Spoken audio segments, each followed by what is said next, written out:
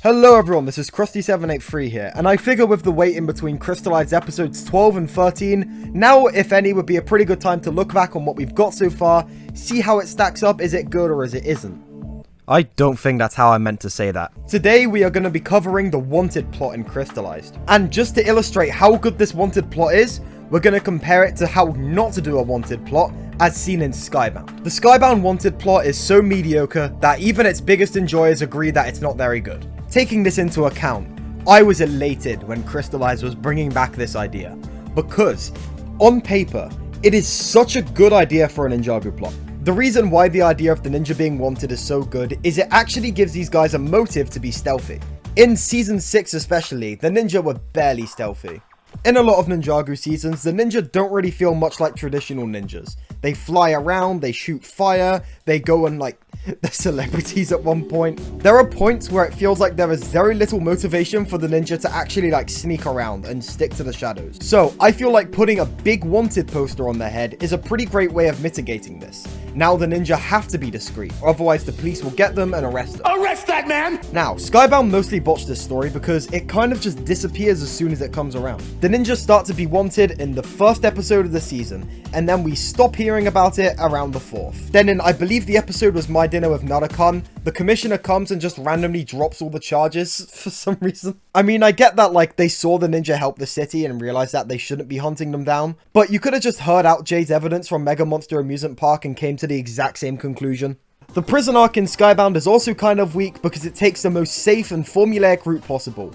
The ninja have been framed.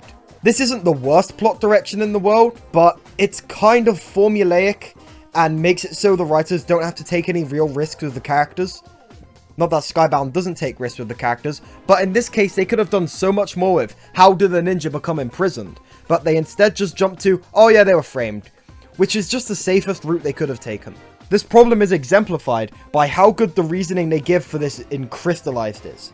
Crystalized's wanted plot is so good because its cause was entirely multifaceted. Unlike Skybound, where the police are clearly in the wrong, you can root for either the ninja or the police and be completely justified. See, the police don't like the ninja now because they freed a known terrorist who is clearly insane and gave her a weapon of destruction. This is a very just reason to hunt down the ninja. They put everyone at risk, not to mention the way they went about this was really reckless and almost got several people killed. The ninja put everyone at risk, and hunting them down is an objectively correct move to take. I have never seen such a callous disregard for public safety. The ninja put the entire city at risk. On the other hand, the ninja gave Aspheera her staff so they could bring back Nia. Nia is the fallen water ninja who gave up her very existence and everything she held dear to her to protect the people of Ninjago City, including the police. So, on the one hand, while yes, the ninja are doing a good thing in bringing back Nia, someone who gave up everything to protect the city and someone the entire city has been mourning, it doesn't change the fact that they freed a terrorist and gave her a weapon to do so. This is a move on Lloyd's part that is likely going to cost many people their lives.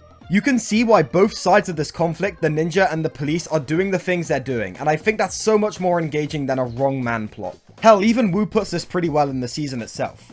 The ninja have no one to blame but themselves. How can you say that? Nia, I understand why they did what they did.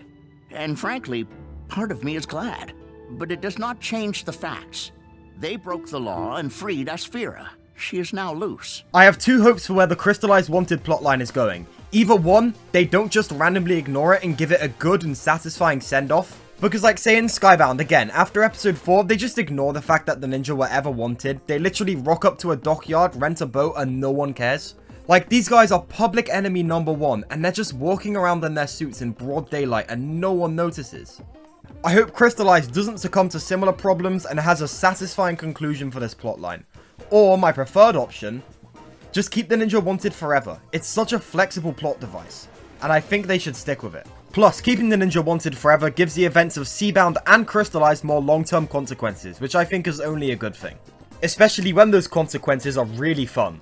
Because when Ninjago brought back Nia, they ran a huge risk of completely diminishing the consequences of Skybound. What was one of the most impactful Ninjago endings on the canon for years now, could have suddenly become absolutely meaningless. However, causing the ninja to become fugitives as a result of bringing back Nia, that's a solid way to have your cake and eat it too.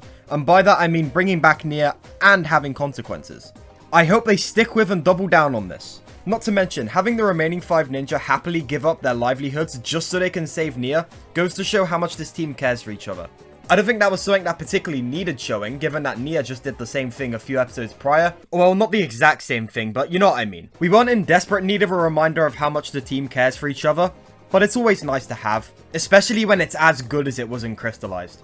So, in conclusion, Skybound arc is bad because it's generic, by the books, and just randomly concludes out of nowhere to the point where it feels like the writers just wanted to get it over with. The Crystalized plot is good because the reason it happened was multifaceted, you can understand and emphasize with both sides of the plot, and it feels like it has real weight and consequences for the characters. Obviously, the rest of the season might just end up blowing holes into my arguments because it's not finished yet, but we'll have to see. For the time being, I'm really liking this new Wanted story. Thanks for watching this video, everyone. If you enjoyed it, be sure to leave a like. Subscribe to my channel and turn on notifications so you can see more Ninjago videos like this exactly when they come out. Thank you again for watching, and I will see you in the next video. Goodbye for now.